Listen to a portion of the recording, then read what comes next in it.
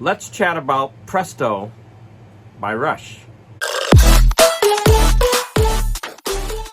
Number 2, Rush, the album Presto. This is the 2015 pressing of this album. Presto is one of my favorite Rush albums. I know I go against the grain with everybody else on this, but I absolutely love this album. It was one of those that was released, I think, in the late 80s, but it was during their transition of going from the 80s kind of new wave sound, or new wave style that they were doing with lots of synths, to a more guitar-oriented sound again. Great album. The minimum price for this particular pressing is $30.90. The median price is $108, and the maximum that is sold for is $161.87. Hi, welcome to Garage Geek. I want to thank Mike from Tcat's Deep Vinyl Traxx. I have to look at that name every time. So that's Tcat's Deep Vinyl Traxx. I will memorize that one of these years. I want to thank him for introducing and inspiring this video. So I want to say, first off, that when I was young, I was a huge fan of Rush. I saw them live a few times when I was in high school, even spending the night in line to get tickets to see their shows. But for some reason, after high school, I just kind of veered away from Rush. And so when I saw his video, which showcased Rush as one of the most expensive albums that he has, most valuable albums in his collection, I thought, well, maybe this would be a good time to explore an album of theirs that I never listened to. Presto is Rush's 13th album, and it was put out in 1989. And Mike did say that they were really going for a more guitar-oriented sound, and they were trying to get away from the synthesizers.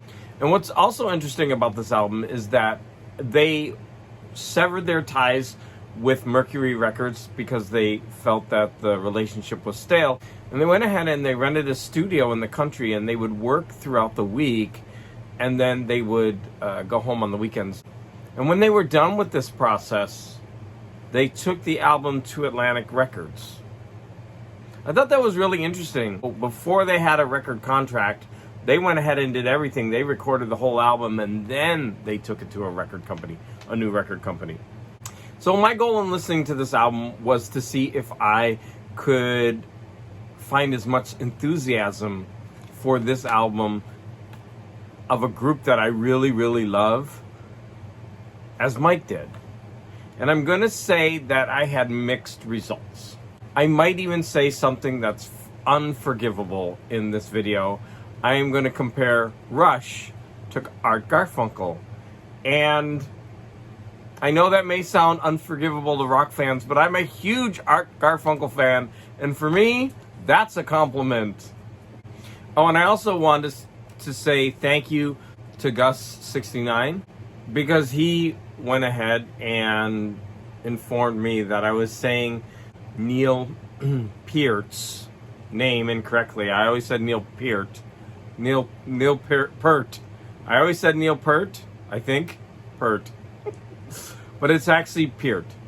Told you not to eat Mr. Peart's sandwich. It's just Peart. You sure that it's not Peart? I think he would know. Are you sure? Because we're pretty big fans.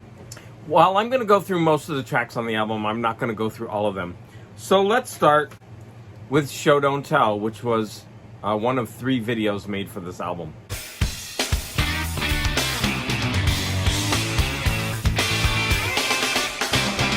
So the lyrics to Show Me Don't Tell Me very much reminded me of writing in college, right? So we're always supposed to show, not tell. Some of the lyrics say, show me, don't tell me, let's try to keep it short. I don't care what you say. Who can you believe? So everybody's always talking, but what can you actually believe?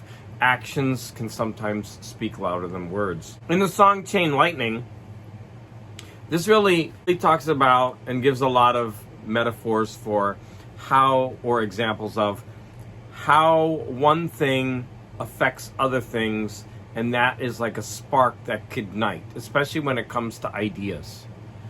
And so it's meant in a very positive way, like we can make positive change.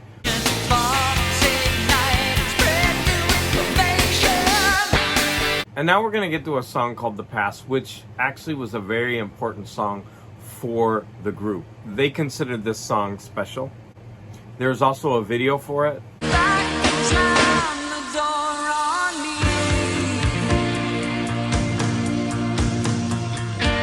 So this song came from an incident from Pierre's childhood, and it has the heavy theme of juvenile suicide. Scars is an interesting song because if you listen later in the song, there is a really difficult drum pattern, complex drum pattern that has both acoustic and electronic drums. So I want you to go ahead and listen to the very beginning of this song, because when I heard this, it reminded me of one of my favorite groups from the 80s.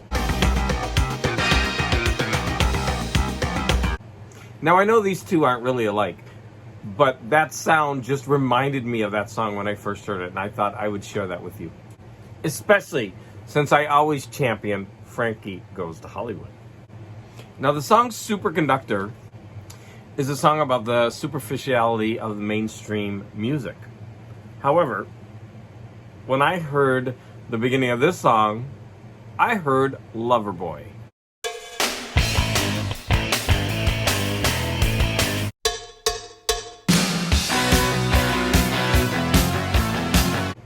So I know that Rush was trying to get away from that synth 80s sound, but I still think you can hear evidence of it. And I don't think that's a bad thing. Now, one of the most interesting songs on this record to me is the song Anagram for Mongo. So Mongo is a character in the movie Blazing Saddles. But what I found most interesting about this song is that all the lines contain anagrams. So let's go ahead and look at a couple at the very beginning. There's a snake coming out of the darkness. So the word darkness has the word snake in it. Parade from Paradise. All you have to do is drop the IS in Paradise and you get parade. End the need for Eden. So the word Eden contains both NEED and END. Chase the dreams for merchandise. So the word merchandise has both the words chase and dreams within inside it. There is tick tock in atomic. So the word atomic has both tick and talk inside of it. Leaders make a deal. Leaders has deal in it. The cosmic is largely comic. Comic is definitely in the word cosmic. So I find that lyrics like these are really interesting. So Alex Lifeson is reported as saying, it doesn't mean anything. It was just a fun thing, but there are some great twists in there. So they were just basically making a nonsense song, and I find that kind of wordplay fun. The song Red Tide is about the environment and global warming.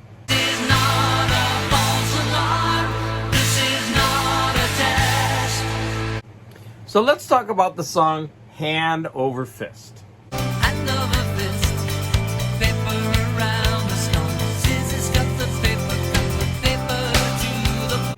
So I know at the beginning of this video I made a statement where I compare Rush to Art Garfunkel. Now obviously they're vastly different types of music and musicians. However, they both took the game of paper, scissors, rock, and they turned it into a chorus of a song. Scissors cut, paper covers rock, breaks the shining scissor. So, in the end, what is the verdict? So this album is guitar-oriented, and I think I understand why Mike really likes this album. Now, he also goes on to say that he thinks it's one of Rush's best, and I can't go that far.